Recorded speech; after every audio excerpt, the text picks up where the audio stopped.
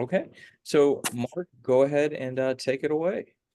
Great. Thanks, Ian, for having me today. I'm going to share my screen in just a minute, but I really want to just thank everyone for coming. I've been talking to Ian a lot about over the past couple of months about how we can collaborate, and this is a really first easy step for us to collaborate to really provide you as parents of children with type 1 diabetes some practical tips and tools that you can use to support yourself and to support your children as you navigate this journey. So I am going to share my screen with you guys and get started with this presentation. And at the end, we'll definitely have some time for questions and uh, comments and whatever you want to talk about.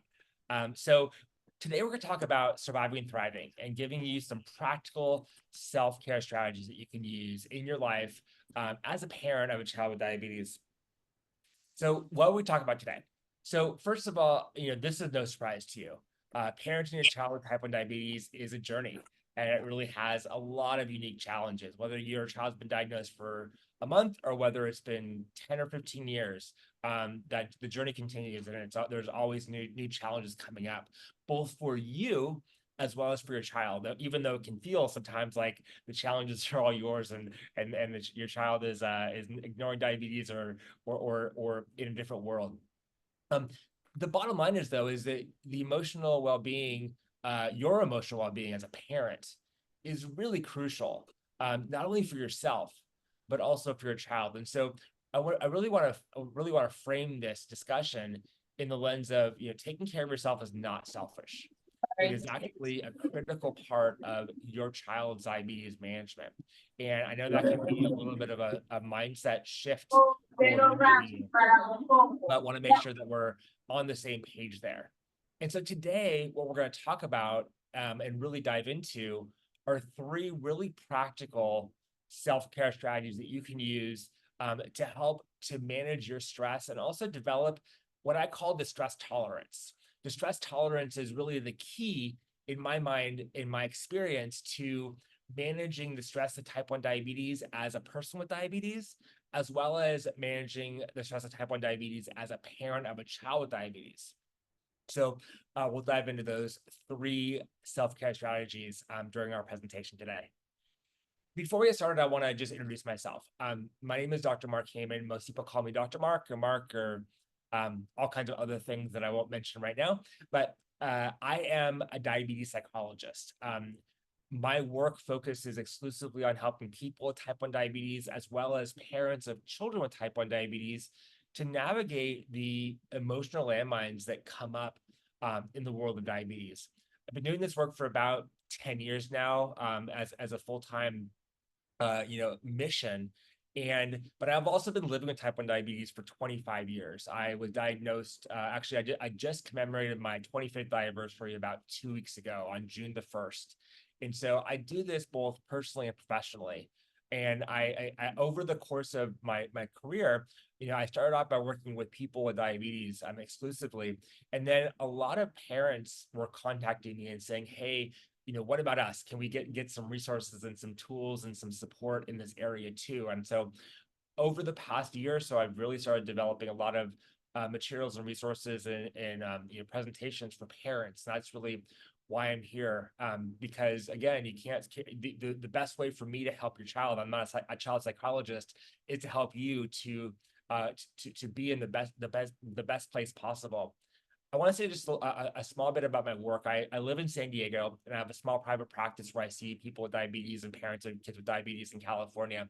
But really what I found over the years is that doing things like this, having conversations with parents around the country, providing tools and skills and resources and support in a way that doesn't involve therapy is actually really effective.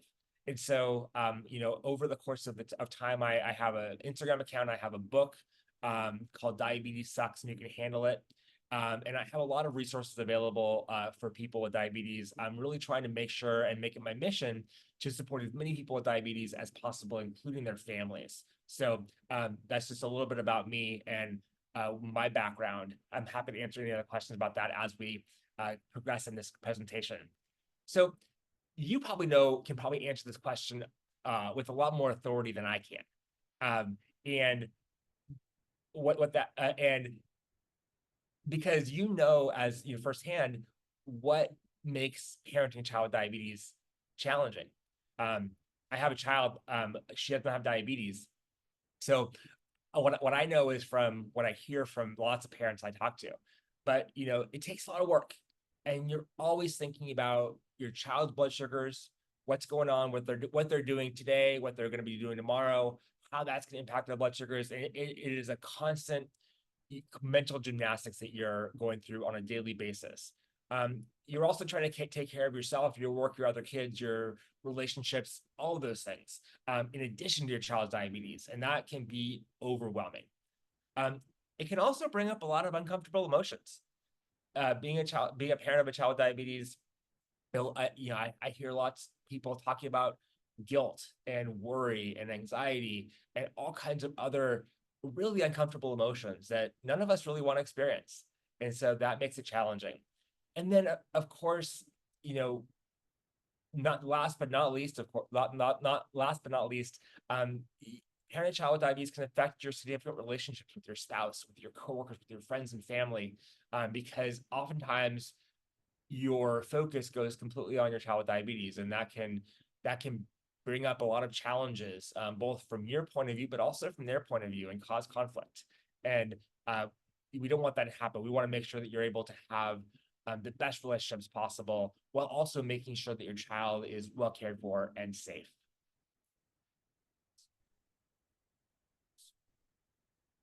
So, why does your self care matter? I know that oftentimes as a parent, your self care is the last thing on your mind. I hope it's not, but sometimes it becomes that way. As a parent, even if your child doesn't have diabetes, because you're just trying to make sure that your child is happy and healthy, and doing well. But your self care matters because the reality is, as a parent of a child with diabetes, managing your child's blood sugars and all the things that surround that, is really a demanding and never ending task. And so, and at some point, it's going to become, I don't want to say too difficult, but overwhelming to a point where you're not doing as good of a job managing child's blood sugars. So really thinking about your own self-care on, how is this helping not only me as the parent, but also how is it helping my child? And you have to focus on your child's blood sugars, and your self-care is really going to help you to do that in a much better way. That's because prioritizing your own health, is essential, not only for you, but also for your child. You're not going to be able to be there and be the best parent you can be unless you prioritize your health and both your physical health as well as your mental health. And last but not least, your self-care is a great example for your child with diabetes. As a person with diabetes, we are constantly bombarded, and for good reason, with the need to take care of ourselves, need to check our blood sugar and take insulin and eat healthy and all of those things. And as a child, the people that we model ourselves after are our parents. And so as a parent, if you are taking care of yourself, if you're making sure that your relationships are in a good place, if you're making sure that your stress is well managed, that's not only going to help you. It's not going to help your child's blood sugars, because you're going to be in a better place to do that. But also, you're going to model to your children, how to take care of yourself, and so they can use that in their lives now, as well as they get older, to be able to take care of both their diabetes as well as the other stressors in their life, which is just a critical part of being a parent. So let's talk about some strategies that you can use, really starting right now, in order to better take care of yourself and care for your child with diabetes, and making sure that they are as healthy and safe as possible. So self-care strategy number one, broadly speaking, is to prioritize your own health. Not necessarily over your child's health. You're not going to, of course, push your child aside and say, my health is more important than yours. Of course not. But prioritizing your own health above, secondary to your child's health, or equal to your child's health, is going to be a critical factor here. And so how do you do that? What are some really practical ways you can do that? If you know me at all, if you've ever talked to me or read anything I've written, boundaries are a critical part of caring for and thriving with diabetes. Thinking about, diabetes related boundaries, what do you do? What do you eat? What don't you eat? What do you do? What don't you do? Who do you, how do you communicate with people in your lives about diabetes? Um, but from this point of view, boundaries are critically important for you, because you want to be able to allocate time for yourself to take care of yourself, to do the things that are important to you and to do the things that are going to refresh you. I know that as a parent of a child with diabetes, it can become so overwhelming, and you feel like your entire life is focused on diabetes in your child's care. And that's a very realistic feeling. But I have some not bad news, but some news for you is oftentimes we can't always trust how we feel. Our feelings are not always, our emotions are not always helpful, and our overwhelm is not always helpful in being realistic about what is real, what is real. And I think that this is an important point here, because as you're setting boundaries, you may say to yourself, I don't have time to take care of myself. I have to take care of my child all the time. And I want to check you on that and ask you, do you have 5 minutes? Do you have 10 minutes to be able to set some time aside for yourself, when your child is at school or asleep, or even just playing in the other room, to be able to take care of yourself? Setting those boundaries is critical for doing things like physical activity, regular exercise.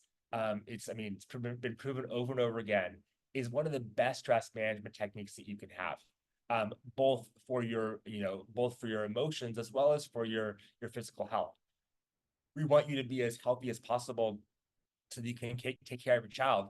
And taking care of your physical health through physical activity is a really important and helpful way of doing that. So I want you to think for a minute, what are some ways that you can set boundaries to allocate time for yourself over the next week? I want this to be very practical. Even if it's only 5 minutes or 10 minutes that you can take to yourself and go for a walk around the block, or you give your spouse, make them in charge of your child's CGM and their blood sugars, and allow yourself that time to breathe. What are some specific ways that you can get physically active? Again, it can be very simple. I don't want you to think about running a marathon or doing a triathlon. I want you to think about taking a 5-minute walk around the block, taking some time to stretch in the morning as you're waking up or before you go to bed. Just those simple things can be so helpful for you in prioritizing your health as a parent of a child with diabetes. And then, of course, healthy eating. We focus so much on healthy eating for people with diabetes, making sure that they're not eating too many carbs and taking insulin and all those things. And as a parent, even if you don't have diabetes, focusing on healthy eating and making sure that you are getting the nutrients that you need, making sure you're eating healthy and drinking lots of water is going to be so helpful for you as you work to take care of yourself. So I want you to think just again for a minute before we move on to the next strategy, what are some specific times and ways that you can set boundaries to give yourself that the time that you need and the space that you need, even if it's small, to be able to care for yourself? And then how can you become more physically active, and what can you do to increase your or eat healthier, focus on balanced meals and hydration in your life as a parent with diabetes? If you can just identify those small things so they don't feel overwhelming, that they're very doable, you can have some quick wins and see how that works. And I would be surprised if it doesn't work. Not only if it doesn't work in terms of actually being able to do these small things, but also if it doesn't work in helping you to manage your stress and then become so that you can become or continue to be the parent that you want to be for your child as well as for yourself. Your self-care, as I mentioned before, self-care is a great example for your child with type 1 diabetes. By taking care of yourself as a parent, you show them how it's important and that it's important for them to prioritize their health. Focusing completely on your child and other people may feel like it's the only possible way. But I want to challenge that thought if you have it, and ask you, how can you use your own self-care as a tool in your child's diabetes management, both in terms of making you a better manager of their diabetes and a better parent of them, but also as a model for how to best take care of your health, because that's what we all want for our children, is for them to be healthy, happy, and safe. So self-care strategy number 2 we want to talk about today is developing an emotional awareness. What does that mean? We talked at the first the first strategy was really focusing on, how do you take care of your body and how do you take care of your mind. Developing emotional awareness is really how do you take care of yourself emotionally. Not only certainly around managing stress, but processing the emotions that you're experiencing. Uh, Especially if you have a child who was diagnosed recently, but even if you've been a parent of a child with diabetes for a long time, you probably have a lot of guilt around their diagnosis. It's a natural and normal part of the experience of being a parent of a child with diabetes. And while the guilt that you feel is real, the reason for the guilt may not be, but the guilt is important. Is there? Really the only way that I know of as a mental health professional to help you to move past that guilt or other emotions that you're experiencing are for you to process them, for you to make sense of them in your mind in a way that is helpful and that can help you to move forward. Where we get stuck with our emotions and where our emotions really hold us back is when we're not able to process those emotions.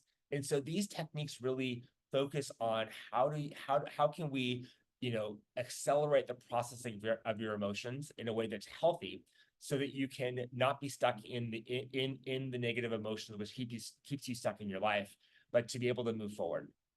I like to use the example in this way before I go into the specific tools, of a soda bottle. Imagine that you have a 2-liter bottle of soda in your refrigerator, and you take it out of the refrigerator and you open it up to pour yourself a glass or pour your child a glass. And all of a sudden, when you open up, when you open the bottle for the first time, it starts exploding. And your first reaction then is to shove the top back on the soda bottle and screw it back on. Maybe put it away, maybe put it on the counter. But you don't want to deal with those messy emotions, or sorry, the messy soda. It gets sticky. It's all over the floor. Um, and so, but then the problem is the next time you try to open up that soda bottle, the same thing happens. And then you put the cap back on over and over again. And the carbonation never really decreases, actually sometimes increases. And there's a great way of thinking about that in terms of your emotions, whether it's guilt or whether it's overwhelm or anxiety. The more you try to avoid them by focusing attention elsewhere and by pushing them away in whatever way you're doing, the more they come back and get you. What would happen if you took that cap off the soda bottle and allowed it to explode? Yes, it would probably get all over your clothes and all over the floor, and you'd have to clean it up. But then what would happen? Within, I don't know, 15, 20 seconds, it will actually stop exploding, and the carbonation will become pretty much flat. And that's really the goal of processing emotions, is for you to be able to experience them. Yes, they're messy when they happen, and they're not very comfortable, but they don't last for very long if you allow them to be there. If you push them away, they end up lasting a lot longer and usually becoming a lot more intense. And so taking care of yourself emotionally as a parent is allowing yourself to experience those emotions, and then using tools that we have for you in order to better process them, so that the carbonation, the metaphor of the carbonation, it comes up, it's messy, it's not comfortable, but then you're able to have the tools you need to deal with that discomfort as well as to move forward with it. And so there are 3 things that I want to recommend that you do. When these uncomfortable emotions come up, whether they're in the moment or whether they're things that you've been pushing aside for a long time, the guilt, the anxiety about what could happen to your child because they have diabetes. And the first is mindfulness. Oftentimes, the definition of mindfulness, I know it's a term that's thrown around a whole lot, is to it's observing your experience in the present moment without judging it. It's rare in our day-to-day lives that we truly observe our experience in the moment without judgment. And what that means is, we have these feelings of guilt or of overwhelm or anxiety, and we judge them. We say, I shouldn't have this feeling, or I don't want to have this feeling, or, this feeling is bad. And when that happens, we push it away. And so when you practice mindfulness, mindfulness is basically sitting in the muck, is allowing yourself to experience what's happening, but not judging it, not saying that it's good or bad or anything, but just saying it is what it is. Right now I'm feeling guilty. Right now I'm feeling anxious. Right now I'm feeling overwhelmed or stressed or whatever the feeling is, and just noticing it. And when you do that, you're able to stay grounded. You're able to be in the present moment, and you're able to actually see how those emotions pass you by. They're there, yes, and they're uncomfortable now, but they usually don't last for very long. And when you practice mindfulness, you're able to stay there so that you can process the difficult emotions that you may be having as a parent of a child with diabetes. Number two, and I'm glad you guys are here because I think you're probably already doing this to a certain degree, is to seek support, to find other people who get it, other parents who understand the challenges that you're there. Not so that you can talk about it and make things worse because they're gonna bring up all the challenging things and really light that fire. Not at all. Usually being around people who understand you, who can support you, and who get you is such a valuable part of this process. Not only because you feel safe and you feel understood, but also because you're able to talk about your emotions. You're able to get feedback from other people who have been in your shoes, and talking and being able to express what you're experiencing is a critical part of processing the emotions that you may be experiencing, and really get to a place of emotional strength in your life as a parent of a child with diabetes. And then the same thing is true for journaling. And so while seeking support from other parents who get it, from your spouse, from other people in your life who can be helpful and non-judgmental in your experience and provide you the support that you need, journaling is a way of doing that for yourself. While you can sit, just write your feelings down, write down what your experiences are, what your questions are, what your worries are. And not only is that a great way to get them out on paper, by doing that, you do a couple of things. First of all, you contain them. Oftentimes when things are in our head, they feel very overwhelming. But when you put them on paper in words, they feel like you've gotten them out, and they feel much more manageable. And that's one advantage of journaling. Another advantage of journaling is you have the opportunity to process what you're experiencing on your own. You can come up with insights. Your emotions will process. And one tip for journaling that I want to encourage you to use is, if you're writing about your child and your experience as a parent, and there are any times where you want to put the pen down, or if you start crying or become emotional as you're writing, pay attention to those times, because not only, especially what you're writing at that time, because that can be a good signal to you as a place where you may be stuck, and maybe places where you want to seek support from other parents of children with type 1 diabetes, from your spouse or other friends who you trust, or even from a therapist, if that's something that you would be interested in doing. Because that type of and you can really identify where are the areas where I'm really having trouble here, and journaling is a great way to be able to identify them using that technique of, where do I want to put my pen down, where do I start crying, where do I become emotional or want to kind of get past that place, as you're writing down your stories and your experiences. But the reality is you cannot support your child with excessive type 1 diabetes if you're feeling overwhelmed. Your child, I'm hoping, isn't feeling stressed, but I'm also hoping that you're not taking on all of their stress. Life with diabetes is stressful, and life as a parent of a child with diabetes is definitely stressful. But you want to be in the best place to support your child. Absolutely. And you're not going to be able to do that both for their physical health, but also for their mental health. And I'm sure that you can identify times in your child's life where they've been having some trouble just with the reality that they have diabetes, and they have to deal with this every day. And you want to be the best supported you can be. And so by processing your emotions, by doing things like journaling, practicing mindfulness, and getting support from other people, that's a critical way for you to be able to support your child, because you're in a place where you can best help them and not be triggered by the emotions that they may be experiencing. And then self-care strategy number three is creating a positive family dynamic. You again, you know better than I do that when you have a child with diabetes, it changes the family dynamic. It changes the relationship dynamic between you and your partner and your spouse. It changes the dynamic between you and other children that you have, and it can become, and it also, of course, changes the dynamic between you and your child with diabetes. And sometimes it can feel like, and maybe the reality is, it is in everyone's experience, that all of the effort and all of the family dynamic revolves around your child with type 1 diabetes. And we want to make sure that you are in a place where your family is happy and healthy and not focused on diabetes all the time. I know it may feel surprising to hear me say that, but it's possible to take care of your child, have them be healthy and safe, and not think about diabetes, and not have all conversations focusing on diabetes all the time. And I want to help you to get there. So here are some things that you can do, very practical things that you can do in order to help facilitate that dynamic.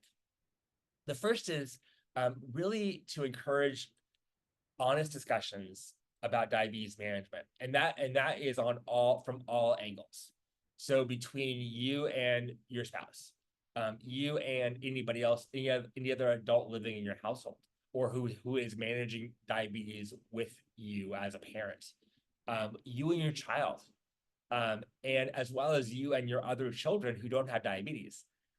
We want to be able to encourage honest discussions about diabetes management, and especially about how diabetes management and having a child with diabetes is impacting your family dynamic. Because if you're not aware of how other people in your life are feeling, and if they're not aware about how you're feeling, it's going to be really hard to have a healthy dynamic that moves away from a focus on diabetes to a focus on the holistic well-being of your family. And so encouraging honest discussions not only helps you understand where everybody is and what everybody needs, it also gives them an outlet to be able to express their joys and frustrations and fears in a way that is supportive and and safe. And so encouraging open communication, asking open-ended questions, and really being interested in the answers, even if they're uncomfortable, even if you're hearing that your other children are upset because a lot of your focus is going on the child with diabetes. If your spouse is upset because you have differences in your approach to diabetes management, that type of open communication, it's the only way you're going to resolve these conflicts and and really get to a place in your family dynamics where it's going to be healthy for everybody. And so not that anybody's right or wrong, but everyone needs to be heard in this way. Quality time. And one thing I forgot to put in this slide, which I think is really a really important thing to mention, is quality time that does not revolve around diabetes management. So engage in fun activities where you're able to be confident that your child is safe, of course, no doubt about it, but also where you're able to not focus on diabetes, and really where you're able to just have a good time. That also includes, and that can involve going out and doing things in your community, or even traveling, but it can also involve just being at home. And one thing I hear a lot from kids who have diabetes is, the first thing that my mom or the first thing my dad asked me about when I walk in the door is, what is my blood sugar? The first thing we talk about when we sit down for dinner is my blood sugar. And what would happen if you were able to flip the script there? Certainly, you may need to talk about their blood sugar at some point during the day. And certainly if there's an emergency or something to focus on specifically, then of course talk about it. But don't make it the only topic of conversation. And if possible, and this may take some practice, don't make it the first topic of conversation. Ask them how their day was. What do they do at school? What was the best or the most challenging part of their day, and let them lead the discussion. Really, so that they don't feel like their life revolves around diabetes. my mission in my work, and this is for everybody that I work with, is to make sure that you are healthy and safe, and that your blood sugars are in good range, but also so that diabetes is not front and center in your life all the time. And focusing on quality time, the great way to do that. It takes intention, it takes practice, and it may take being mindful of the anxiety that you're experiencing by not, constantly engaging with diabetes in your child. But I can guarantee you that it's going to be okay. Sending them a text and asking them how they're doing rather than why their blood sugar is high or low. One other, this is a little bit of an aside that's not related to quality time, but I often get people saying to me, well, every time I text my child, or teenagers saying every time I get a text from my parents, it's about my blood sugar. Why is my blood sugar high, or did I take the correction? And those are important texts. As a parent, you want to make sure that you are supporting your child and making sure that they are healthy. But what would happen if, instead of sending that message with words, you and your child agreed on some sort of a code? Usually I like to recommend an emoji, but it could also be a word where you text them that. And that text, that they know that when you text them balloons or a clown, or whether you write the word watermelon in the text, that's asking them about their blood sugar, but it's doing it in a way that's really non uh, confrontational and doesn't make them feel defensive. It brings a smile to everyone's face, saying, "Mom or Dad's thinking about me. I know I need to take action here," but it doesn't come across as being overbearing. I think quality. Not that we can really equate text messages with quality time, but that's just a tip that I always give to parents, and I think it's really helpful. And then finally, in terms of the family dynamic, share responsibilities. Involve family members in order to distribute the responsibilities, and that really means other adults in the household, if possible, to make sure that you are not the only one, and the burden of diabetes doesn't fall solely on you. I know that there are some dynamics here that you may be having in your family where that's not possible, or that actually increases anxiety or stress. But coming to a place where, even if it's in small steps, where you're able to share responsibilities, not only so that you don't feel like you're the only one and that you're overwhelmed by that, but also so that everyone knows that they have each other's back, and that everyone feels that way. It can be so helpful. And so I want you to take a minute right now and just kind of think about, how can you implement these things practically in your lives this coming week? How can you, what can you do? What questions can you ask in order to encourage open and honest conversation about diabetes management? How can you, what can you do, either at home or out in your community, or even if you're going on a trip, to engage in fun activities that really help your family to be a healthy family, without the focus being on diabetes, or maybe without the first area of focus being on diabetes, and really allowing some space for things and conversations that don't always focus on diabetes. And then finally, how can you share responsibility? Well, and by the way, this includes your child too. I know I mentioned adults, but if your child is in a place where they can share responsibility for the diabetes management, and you can hand part of the reins over to them, that's going to make them feel like they have some skin in this game. It's going to make you feel like you've done a good job at helping your child to be responsible. But how can you share responsibilities so that you don't feel burdened and overwhelmed all the time, and everybody else feels like you are all part of a shared mission? Your primary shared mission is, of course, being a cohesive family, hopefully. Your shared mission is making sure that everybody is healthy, and that includes your child with diabetes. And your shared mission is to make sure that you have each other's back, and that everybody feels like you have that you're a cohesive team, and that you have each other's back. And share responsibility is a great way to get to that place. But I want you to remember that managing type 1 diabetes means balancing your child's blood sugar, and their mental health. I want to remind you that it's so easy to get so wrapped up into what my blood sugars are, and then even having it be a competition. The data is pretty clear that when with our new with using time in range as the metric, that 70% time in range is really, really good. If you're at 80%, you're a rock star. And if you're at 90%, you're a unicorn. I've had diabetes for 25 years and been using a CGM for the last 15. And I can count on one hand the number of days or the number of weeks that I've had time in range of above 85%.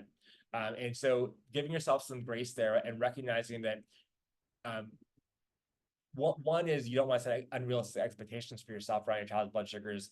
And second of all, that perfection is not necessarily the goal here. Your goal is to make sure that your child's mental health is good as well. And sometimes that can be a little bit of a sacrifice of the blood sugars. I really believe that. And and as well as for you. And so we want to make sure that you're focusing both on their blood sugars, of course, but also on their mental health and your mental health. And really focusing on your family dynamic is a great way of doing that, both for you and your child.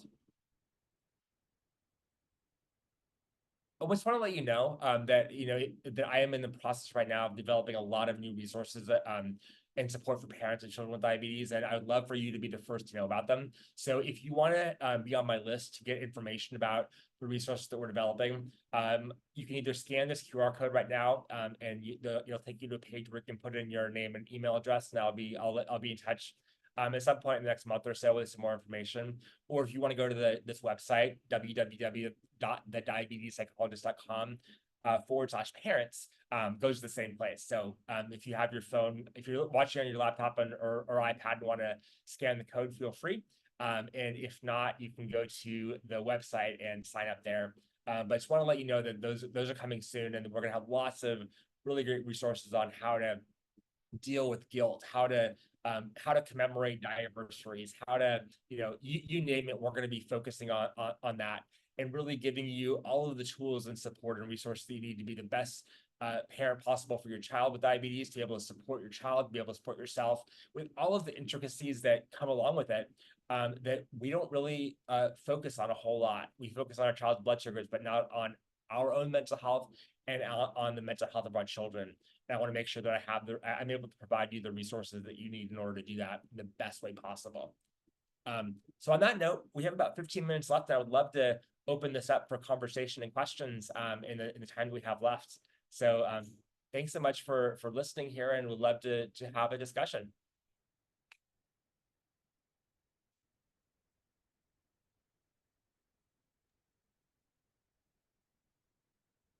I'd say, Mark, that that was a great presentation. Definitely learned a lot. I think for the folks on here, what really stuck out to me, so less of a question, more of a aha moment, is I think a lot of folks take their own personal mental health for granted, and they feel that they have to push through because that's their job as a parent. And while true in a sense, like they're doing themselves a disservice by not addressing their mental health first to be able to better serve their children. The one thing that stuck out to me is just give yourself some grace. Just realize that nobody's perfect. It's okay to make a mistake. It's okay to fail. It doesn't mean you're a bad parent. It doesn't mean you're doing things wrong. We're all human. Like, give yourself some grace. And I think that that's a downfall of a lot of parents with type 1 kiddos, is they just don't, they're very hard on themselves, and they internalize this sense of guilt. It's my fault the child has type 1. It's my fault that this, which could be further from the truth. And I think that's what I took away, is like, take a breath, give yourself some grace. It's okay. Yeah, and it's funny because what we feel, this is something I hear a lot is, I give myself grace in all the other areas of my life, except for with my child's diabetes management. And it'd be because you kind of dig back into that and you say, well, what will happen if I don't give myself grace? If I give myself grace there, well, then somehow that it'll be catastrophic for my child, that they will die, or that something catastrophic will happen. And so therefore you cut yourself off to that grace.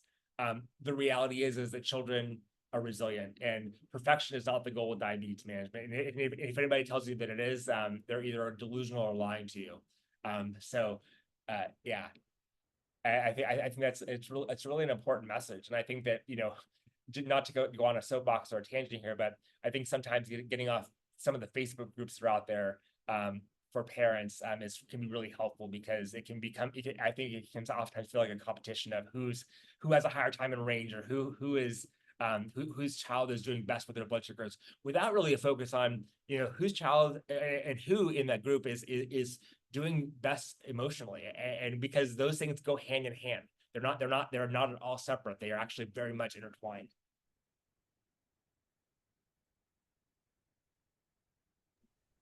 Yeah. For the other folks on the call here, are there any questions, any stories, can you relate to any of the information that's been presented?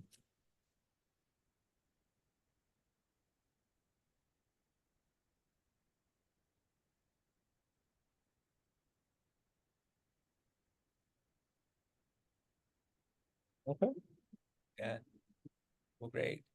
Perfect. Well, I would say check out the book Diabetes Sucks. You could get it on Amazon. Yeah.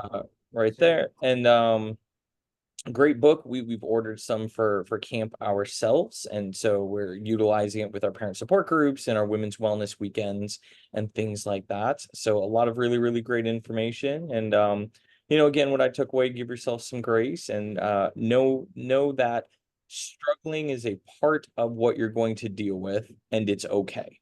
Like everybody struggles, and there's no shame in it whatsoever. It's just it's a part of it. Yeah.